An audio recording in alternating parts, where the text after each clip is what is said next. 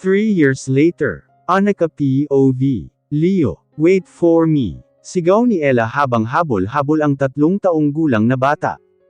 Habulin mo ako, Tita Mommy. Sabay ngiti ni Leo, lumitaw tuloy ang mapuputi nitong ngipin. Nandito kami ngayon sa mall, kasama ang 4 na bodyguard na hin-hire ni Papa para kay Ella. Noong nakaraan mga buwan kasi, ay may mga pagbabantang natatanggap si Ella. Mula sa anonymous person. Hindi pa namin alam kung sino, dahil iniimbestigahan pa ng mga pulis. Kakagaling ko lang sa kumpanya, at dito kami dumiretso sa mall. Paano ba naman 3:00 pa lang ng hapon, ay sinisundo na ako ng makulat na batang ito. Dahil gusto niya daw mamasyal, at maglaro sa arcade. Mabilis ang takbong ginawa ni Leo, kasama ang yaya nito. Ito naman si Ella hindi magkanda o kakahabol kay Leo, kahit naka-high heels ang kapatid. Ready to fight makipaghabulan sa pamangkin nito. Tumunog ang cellphone ko, na hawak ng secretary ko na si Carissa. Si Carissa ay anak ni Aling Bebang, kakagraduate lang nito sa kolehiyo noong nakaraang taon lang. Yee! Si Papa Dom tumatawag, wika nito at kinikilig pa. Inabot niya sa akin ang cellphone ko. Sinagot ko agad ito, at tinapat sa aking tainga. Hi Dom, how are you? Masiglang bati ko sa lalaki. I'm good. How's my beautiful lady, and my baby Leo? Bruskong boses nito sa kabilang linya. Gumuhit ang ngiti sa aking labi. I'm good also and Leo, ayon makikipaghabulan kay Ella. Wika ko. Really nasaan ba kayo? Tanong nito. Nandito kami ngayon sa mall, yung makulat kasing batang iyon. Nagyaya mamasyal pinagbigyan ko na, baka kasi magtampo pa. I miss you. I miss baby Leo. Mukhang 1 buwan pa ang itatagal ko dito sa Amerika. Malungkot na saad nito. Don't be sad Dom, mabilis lang ang 1 buwan. Sabagay 1 buwan lang naman. Miss na kasi kita. Gusto ko na masilayan ang pinakamagandang CEO dyan sa Pilipinas. Malamyos na boses nito. Aces ng bola ka pa. Natatawang sabi ko. Nakikipag-usap ako kay Dom, nang humahanggos na lumapit si Mia sa akin ang yaya ni Leo. Ma'am Eka, si Leo hindi ko mahanap. Takot na saad nito. What? Halos na ibulalas ko, mabilis bumalatay ang kaba sa aking dibdib. Nasaan ba si Ella? Inis na tanong ko kay Mia. Nag-CR po si Ma'am Ella, bigla po kasi tumakbo si Leo, hinabol ko po siya, pero ang bilis ang takbong ginawa niya. Hinahanap na rin po siya ni Kuya Lan. Naiiyak na sabi nito. Huwag kang umiyak riyan Mia. Hanapin na natin si Leo. Maghiwalay-hiwalay tayo. Wika ko at naglakad na. Mamaya na lang ulit Dom, hahanapin ko muna si Leo nawawala. Magsasalita pa sana siya, pero pinindot ko na ang end call. Elias POV. Nandito kami ngayon sa mall. Kasama si Mommy at Leia. Habang naghihintay ako kay Mommy Leia, dahil nag-CR ang mga ito. Naglakad-lakad muna ako papunta sa arcade. Sa labas pa lang ng arcade, ay may natano ako ng isang bata. Nakatayo ito habang subo ang isang lollipop sa kanyang bibig. Ngunit umiiyak ito, agad akong lumapit sa kanya. Hey little boy, why are you crying? Agaw ko sa kanyang atensyon. Tumingin sa direksyon ko ang batang paslit. Napahinto ako sa paglalakad, nang magtama ang aming mga mata. Bumilis ang tibok ng puso ko, hindi ko alam kung bakit ganito ang nararamdaman ko. Ang mga mata niya, ang kulay ng mga mata nito, pareho nang sa akin. Lalong lumakas ang palahaw ng bata, kaya agad ko ito dinaluhan. Hey, don't cry young man. Wika ko at hinaplos ang ulo niya. Mama, I want my mama. Saad nito habang umiiyak. Lumangalinga ako sa paligid, nasaan ba ang kasama ng batang ito? Binuhat ko siya at inalo, stop crying young man. Hahanapin natin ang mama mo. Wika ko at pinunasan ng luhang nanuyo sa pisngi ng bata. Kuya, lumingon ako kay Leia, kasama nito si Mommy. Sino ang batang iyan? Taas kilay na tanong ni Mommy. Hanggang ngayon ay masama pa rin ang loob ni Mommy sa akin. Dahil sa kalukuhan ginawa ko kay Annika noon. Ganon din si Leia ay may tampo pa rin sa akin. I don't know, nakita ko lang siya dito umiiyak. Sagot ko. Look at his face mom, kamukha siya ni kuya. Manghang wika ni Leia. Kaya napatitig ako sa bata. Oo nga ano. Lumapit silang dalawa sa pwesto namin, at hinawakan ang kamay ng paslit. Hi pretty boy, I'm Tita Lea, what is your name?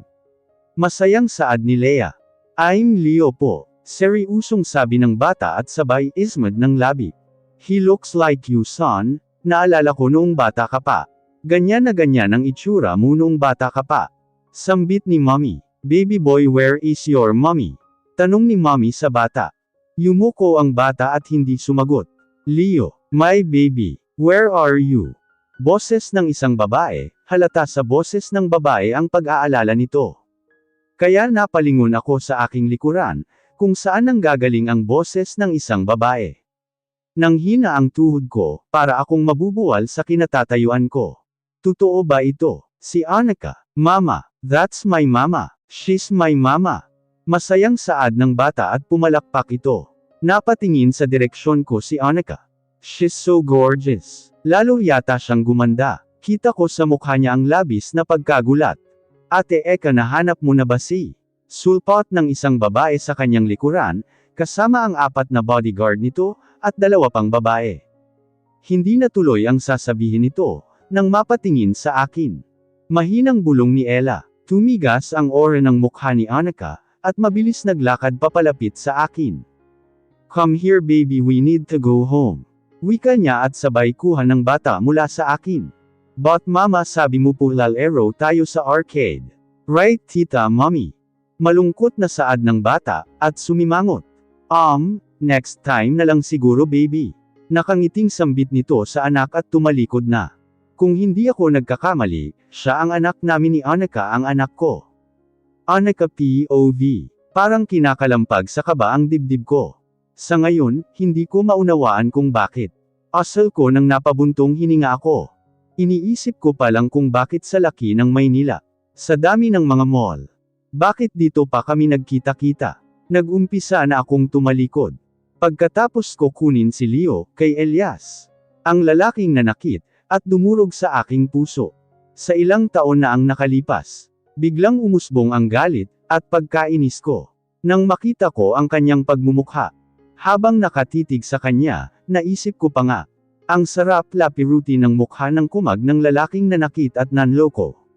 Sa puso kong magmahal sa kanya ng husto. Let's go, matigas na turan ko, at humakbang na para sana umalis, nang biglang magsalita si Tita Althea. Annika pwede ko man lang ba may akap ang apo ko? Malumanay na wika ng ginang, na nakiusap sa akin nang masilayan niya ang anak namin ni Elias. Hindi naman ako nakakibu agad. Sa gulat nang siya ay makiusap. Ang mama ng lalaking hanggang ngayon, ay kirot ang hatid sa tuwing magtama ang mga paningin naming dalawa. Lamambot din naman bigla ang puso ko, nang mapansin ko ang kasabikan nito sa anak ko. Ang may akap ang kanyang apo, ang nagmulat sa akin upang maisip ko na walang dahilan, para ipagdamot ko si Leo sa kanyang lola. Wala silang kasalanan sa kung anong nangyari, at pinagdaanan ko sa nakalipas na mga taon sa pagsasama namin ng kanyang anak. Habang nakatalikod, humarap ako sa kanya, dahil hindi ko namalayan na nasa likuran ko na pala, at katabi si Lea. Nagulat pa ako, kinabigla ko nang mapalingon ako at makita siya. Mula sa tabi ko, nakatingin ito. Sige ho, sinubukan ko ibigay si Leo sa kanyang lola, pero bigla na lang ito kumapit ng mahigpit sa aking batok. Nagulat yata si Leo, habang ang tingin ay nakabelang kay Tita Althea, sa kanyang lola. It's okay baby, don't be afraid, she's your lola mama. Nakangiting sabi ko sa aking anak, na bakas din ang pagkagulat sa mukha. Nakatingin ako sa anak ko, kay Tita Althea, habang si Leo, titig na titig sa kanyang lola. Makaraan lang ang ilang sandali, matapos na mapahinto si Leo sa pagkapit sa akin, nang lumuwag ang pagkakakapit nito sa aking batok. Sumilay ang kaligayahan sa mata ni Leo, at napangiti ito. She's my lola mama, really. Masayang saad nito, na may malapad na pagkakangiti, at galak sa pagbigkas ng anak ko. Tango lang ang sinagot ko, pero naunawaan na agad iyon ni Leo, at nakuha ang sagot sa kanyang itinanong. Yehey, I have a lola mama now. Sigaw ng mumunting tinig ng anak ko, napangiti naman ako dahil baka sa mukha ni Leo ang kasayahan, at pagkasabik sa pagkakaroon ng lola. Napangiti pa ako nang biglang tumalon si Leo, mula sa akin at papunta sa kanyang lola. Nakahinga ako, habang nakikita ang masayang anak ko, na hinalik-halikan ang magkabila niyang pisngi, ng kanyang sabikring lola. Mababakas sa mukha ni Tita Althea, ang labis na kasiyahan. Habang yakap at makailang halik pa siya kay Leo. Habang ang anak ko naman, ay magiliw rin na tumutugod sa mga halik ng kanyang lola Althea, nang sabihin nito na halikan din siya sa magkabila nitong pisngi. Tuwang-tuwa si Leo, na yamakap pa ng mahigpit sa kanyang lola. Halos ayaw na nito bumitiw sa pagkakakapit sa lola niya, habang kinikiliti nito ang aking anak. "Hi pretty little boy, I'm your tita." Nakangiting bigkas ni Leia, nang sumingit ito mula sa masayang reunion ng maglola. Habang yakap ni Tita Althea si Leo, ay tumunog ang cellphone ko. Agad ko ito tiningnan at sinagot, nang makita ko sa call register na si Dom ang tumatawag. "Hello Dom," saad ko at hindi sinasadyang napatingin ako sa kinatatayuan ni Elias, nang mapaikot ako, upang sana ay umiwas sa kanila at lumayo, upang makapag-usap kami ng maayos ni Dom. Subalit sa pag-ikot ko, kapansin-pansin agad ang pagdilim ng kanyang oras sa mukha ni Elias, nang makita ang pagsagot ko sa aking cellphone. "Yes, nakita na namin siya, don't worry, he's okay." Nakangiting sabi ko kay Dom, habang kausap ko sa cellphone. "Yes, we will be back. I'm just fixing something." Pero pabalik na rin kami, tugon ko pang muli kay Dom, bago ako makapagpaalam sa kanya.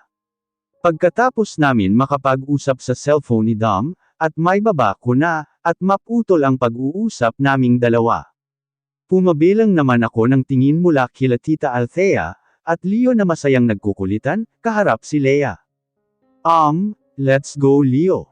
Kailangan na nating umalis, pang-istorbo ko sa masayang bonding nila. Lolo Papa is waiting with us. Dagdag ko pa. Inaya ko na ang anak ko, bago pa saan mapunta ang muli naming pagkikita. Ibinigay naman sa akin ni Tita Althea, si Leo. Subalit mababakas at makikita ang kalungkutan sa mga mata ni Tita Althea, maging din kay Leo, nang dahil sa pagyayaya ko. "Lola, don't be sad. Leo will always visit you at your house." Nang matibag ang katahimikan sa pagitan namin lahat. Biglang nagsalita si Leo, dahil sa malungkot na pamamaalam niya sa kanyang lola. Nabigla rin ako, tulad nila ay nagsalita muli si Leo nang ako naman ang balingan nito. "Right mommy?" Tanong niya nang tingnan ako. "Sure baby," nabigla kong sagot. Naibulalas ni Leo, nang ibalik ang tingin sa lola niya. "Mommy agreed for us to visit your house," may ngiti sa mukhang sambit sa malungkot niyang lola. Bumitaw pa sa akin si Leo, mula sa pagkakahawak ko sa magkabila niyang balikat, habang humarap naman sa kanyang lola, patakbo pa itong bumalik at yamakap kay Tita Althea. "Lola, don't be sad po."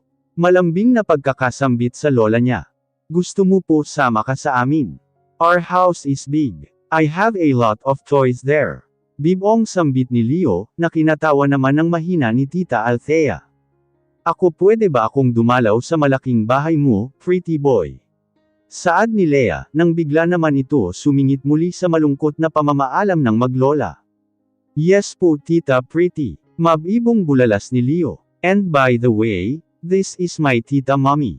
She is an actress, singer, and model." Nabigla ako, nanlaki ang mata ng si Ella naman ang balingan ni Leo. Ipinakilala niya si Ella, kay Leia na sobrang nabigla, at shock na napatingin kay Ella. "OMG! Is that real?" Napatikip sa bibig niya sa gulat na kanyang nabulalas. Titig na titig siya kay Ella. "Kaya naman pala you look familiar. Daniela Diaz, right?" Manghang saad ni Leia, at mabilis na kinuha ang cellphone sa sling bag, na nakasabit sa kanya. Hindi mapakali si Leia na lumapit kay Ella, at biglang niyakap ng mahigpit. Bakas sa kanya ang saya, at hindi mawala ang pagkagulat sa mata ni Ella, nang bigla na lang siyang niyakap ni Leia. "Can I take a picture of you? I'm one of your fans." Nakangiting saad ni Leia, habang inilabas ang hawak na cellphone at iniangat, saka ipinaharap sa kanilang dalawa. Kimi naman ngumiti si Ella, habang masayang kumuha ng litrato si Leia. "Leo, halika na. Ay ako sa kanya ulit, matapos niyang humulik muli kay Tita Althea. Ayaw pa sana siya bitiwan ni Tita Althea, ganun din naman si Leo na ayaw rin sana bumitaw sa kanyang lola. Magkikita pa naman kayo, kaya lang kailangan na natin bumalik. Saad ko, nakalungkutan ang pumagitan sa kanila, habang mga nagbitiw at lumapit na sa akin si Leo. Niyakap ko siya, hinalikan sa pisngi. Don't worry baby, magkikita kayo muli. Ani ako bago siya kargahin ay ginulo ko pa ang buhok ni Leo. Napalingon naman ako kay Ella at Lea. Ella, let's go. Sambit ko rito na kinalingon naman ni Ella. Subalit bago pa man kami makatalikod at makalayo, biglang nagsalita si Leo. Mama, baba po. Saad nito, na bumibitaw sa pagkakakarga ko sa kanya. Nabigla naman ako, nagtaka, kaya tinanong ko siya. Bakit baby? Lumingon pa ito mula sa likod. Saan ka pupunta anak? Tanong ko kay Leo nang gusto bumaba nito, mula sa pagkakakarga ko sa kanya. Sa kanya po, sabay turo nito. Can I hug him po? Please mama, pakiusap ni Leo, habang napatingin din ako sa kanyang itinuro. Si Elias ang itinuro ni Leo, na nais niyang yakapin nang nagpapalam siya sa akin na maibaba ko siya, mula sa pagkakakarga ko. Hindi ako agad nakakibo, lalo nang magtama ang mata namin ni Elias. Ayaw ko sana pumayag, ngunit panay ang pagsusumamo ng pakiusap ni Leo, na may akap ang ama nito. Hindi ko pa nasabi kay Leo na ito ang kanyang papa.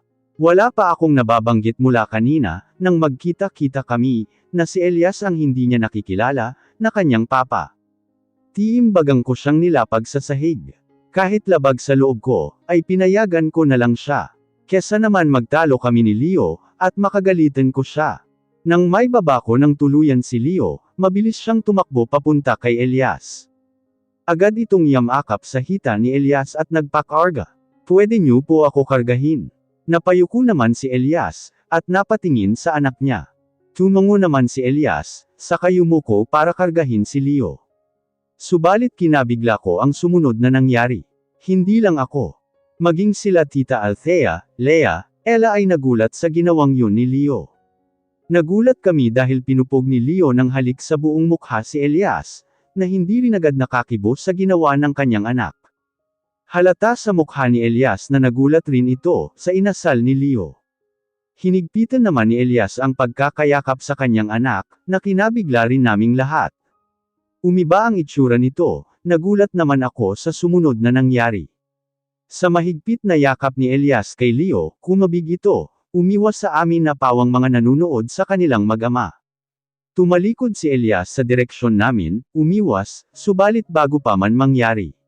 Nakita ko ang ginawa niyang pagpunas at pagpahid sa luha niyang bumagsak, gamit lang ang kanyang palad. Mula sa likod ng palad niya sa kanyang mukha, pinunasan ang luha na umaagos sa kanyang pisngi. Teka, umiiyak ba siya? Shock na naibulalas ko, habang nasulyapan ang pagbagsak ng luha ni Elias. Parang napaka-imposible, si Elias Falcon, iiyak. Hilalas na naituran ko pa, matapos mabigla na makita na siya ay may luha sa kanyang mata. Mukhang malabo talaga, at napaka-imposible ngang mangyari. Sa pagkakakilala ko sa kanya. Imposible, dahil mga babae lang ang umiiyak sa kanya. Naisambit ko na naman, habang nakatitig lang ako sa nakatalikod, at umiwas na si Elias. Leo, let's go. We need to go home. Your lolo papa is waiting for us. Ani ko, nang muli kong yayain na umalis si Leo. Binaba naman siya ni Elias at ginulo ang buhok nito, at umuklo para magpantay sila at may kung anong binubulong ito kay Leo. Tumakbo pabalik sa akin si Leo. Mauuna na po kami Tita Althea. Paalam ko kay Tita Althea. Salamat iha, mag-iingat kayo.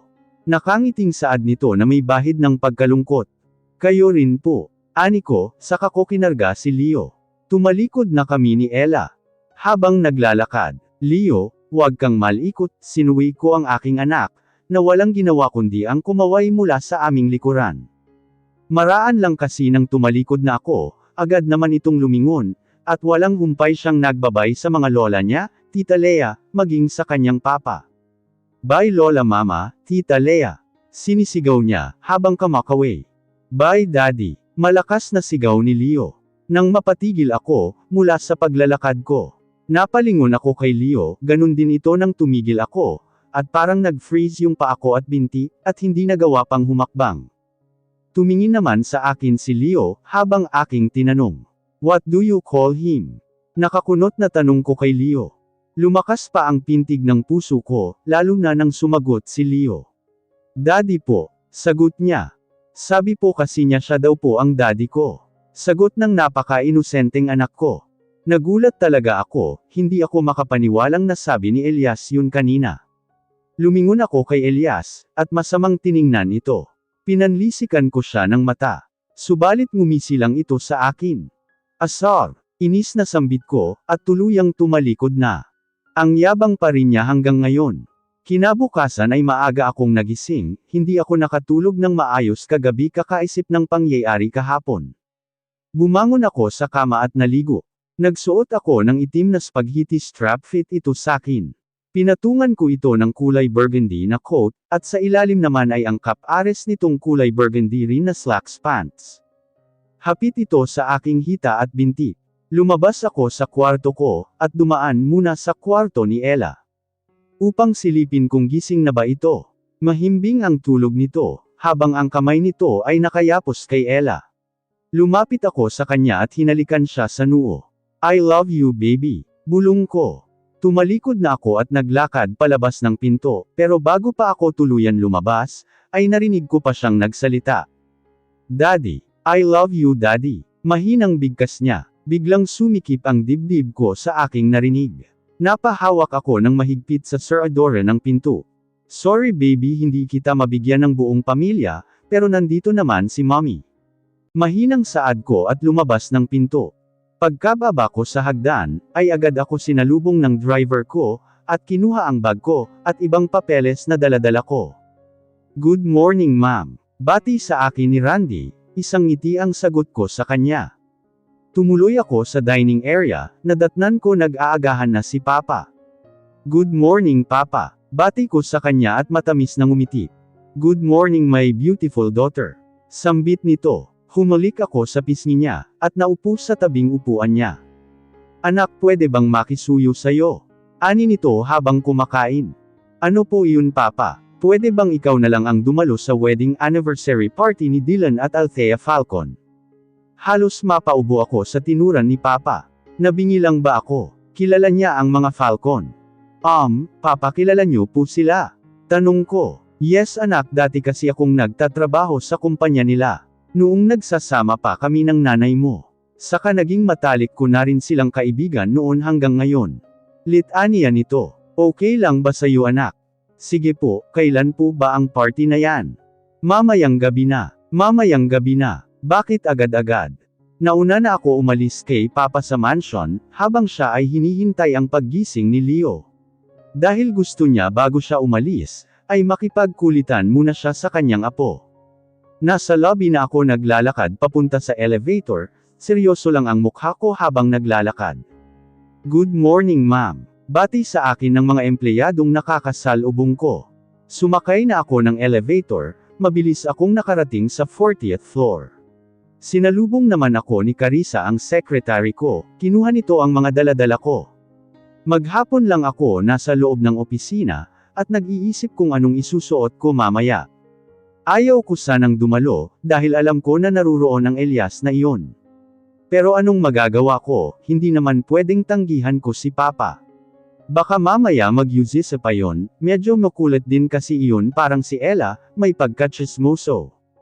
Pamatak ang alas 5 ng hapon, kailangan ko na umuwi, mag-aayos pa ako ng sarili ko. Pagka-uwi ko sa bahay, ay tumuloy ako sa kwarto ko. Wala si Papa at Leo. Kaya pala hindi si Papa a-attend ng party, dahil nandun sila sa Araneta, may concert nga pala ngayon si Ella. Napaka-supportive talagang ama, wala na yata siyang pinalagpas na concert ni Ella. Pagkapasok ko sa kwarto, tumampad sa akin ang isang mahabang kahon. Nakapatong ito sa kama ko, si Papa talaga alam ko sa kanya galing ito. Binuksan ko ang kahon, laman nito ang isang kulay pulang gown. Nagtanggal na ako ng saplot ko sa katawan, at tumuloy sa banyo. Mabilis lang naligo ang ginawa ko, at lumabas na ng CR. Suot ko ngayon ang pulang dress, at pinagmamasdan ang aking sarili sa salamin. Fitted ito sa katawan ko, backless ang sa likod nito at side split. Kaya kulang na lang ay malantad ang hita ko sa disenyo ng dress. Nagsuot ako ng isang pulang high heels. Pagkatapos ay nag-ayos na ako ng mukha. Nag-apply lang ako ng kaunting makeup sa mukha. At tinali ang mahabang buhok ko. Nagtira din ako ng kaunting hibla ng buhok ko para may design. Kinuha ko na ang silver purse ko sa ibabaw ng side table. Lumabas na ako ng kwarto, at bumaba sa hagdan. Pagkalabos ko sa malaking pinto, ay sinalubong kaagad ako ng driver ko. Napakaganda mo po ma'am, puri nito sa akin ni Randy. Salamat Randy. Sumakay na ako sa kotse alas 7:30 na rin kasi, sakto lang siguro ang dating ko doon. Sa isang 5-star hotel ginanap ang anniversary party nila Tita Althea. Ilang minuto lang ay nakarating na kami sa hotel, na pagdadausan ng selebrasyon. Bumaba na ako sa sasakyan, sa entrance pa lang ng hotel, ay kita ko marami ng mga taong pumapasok doon, na halatang mga negosyante. Huminga muna ako ng malalim, bago naglakad papasok sa entrance. Papasok pa lang ako sa entrance, pansin ko lahat ng kalalakihan ay sa akin nakatitig. Geez, ito ang pinakaayaw ko ang atensyon ng mga tao. Good evening ma'am, nakangiting bati sa akin ng lalaking nakaitim na suit. Ngumiti ako sa kanya, at pumasok na sa entrance ng hotel. May red carpet pa sa gitna nito. Habang naglalakad ay hindi ko mapigilan mailang, dahil sa mga titig ng mga kalalakihan. Pumasok muli ako sa isa pang pinto, at doon sa akin bumungad ang maraming tao sa loob. Lahat ay nakasuot ng mamahaling gown, ang lahat ng kababaihan, ang mga lalaki naman ay mga nakatux. Marahan lang ako naglakad, habang iniikot ng aking paningin sa loob nito. Sana makita ko na sila Tita Althea para makauwi din ako kaagad. Hindi ako sanay sa mga ganitong formal party. Hindi kasi ako mahilig dumalo sa mga ganitong selebrasyon. Si Papa ang kadalasan ang nagpupunta sa mga ganitong kasayahan. Grabe pare ang ganda niya. Yeah, I promise hindi matatapos ang gabing ito, ay mapapasa akin ang babaeng yan. Napatingin ako doon sa dalawang lalaking nag-uusap, habang may hawak na goblet. Ngumiti ang mga ito sa akin, pero hindi ko pinansin at nagpatuloy sa paglalakad. Abala lang ako sa paglalakad, nang may biglang may makabangga ako, muntikan pa ako mawalan ng balanse. Buti na lang ay mabilis niya akong nahawakan sa akin baywang. Para akong tinuklo ng ahas, at nanigas ang buong katawan, nang mapagsino ko kung sino ang lalaking nakabunggo ko. Elias. Asal ko. Napatitig ako sa mga mata niya, ngayon ko lang din napansin, may suot siyang maliit na hikaw sa magkabilang tainga nito. Nakadagdag tuloy sa kagwapuhan niya. Teka ano, ako, nagagwapuhan sa lalaking ito, no? Galit ako sa kanya, kaya hindi pwedeng ma-attract muli ako sa lalaki nato. Are you okay? Malumanay niyang tanong. Tumaas ang isang kilay ko, at nang makabawi ay marahan ko siyang tinulak. Huwag mo nga ako hahawakan. Matigas na turan ko, at umalis sa harapan niya. Hinanap ng aking mata si Tita Althea, buti na lang ay natano ko siya sa hindi kalayuan. May kausap itong isang magandang babae, or pa lang ng mukha ng babae, ay mukhang matapang. Pero mukhang mabait naman at sobrang ganda niya, para siyang manika. Naglakad ako palapit sa kanila. Good evening tita. Agaw ko sa atensyon nila. Sabay naman silang napalingon sa akin. Iha. You're here. Masiglang saad ni Tita Althea. Nakipagbeso ito sa akin at niyakap ako. Happy wedding anniversary po tita. Wika ko. Thank you. Pero paano mo nalaman na wedding anniversary namin ngayon? Nagtatakang tanong ni Tita Althea. Ipinaparating din po pala ni Papa ang pagbati niya, anak po ako ni David Diaz. Nanlaki ang mga mata niya nang sabihin ko iyon. Wow! Really? Small world. Oh gosh anak ka pala ni David Diaz. Hindi makapaniwalang turan nito. By the way iha, this is Zeresh Eve Anderson.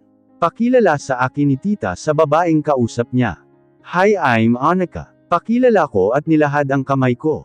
Tinanggap niya naman ang pakikipagkamay ko. Nice to meet you Annika. Nakangiting saad nito. Ang lakas talaga ng dating ng babaeng ito, iba ang dating niya. Hello my love, boses ng isang lalaki mula sa kanyang likuran, at sabay pulupat ng dalawang braso nito sa baywang ng babae. Napatingin ako doon sa lalaki, kung hindi ako nagkakamali siya si Zacharian Styles Kingston ito. Ang kaibigan ni Elias, nakilala ko ito noon doon sa Bicol. May maliit na hikaw din ito sa magkabilang tainga nito. Annika right? Tanong niya. Yes, mixing sagot ko. Nice to see you again. Wika nito. Same. Muling sagot ko.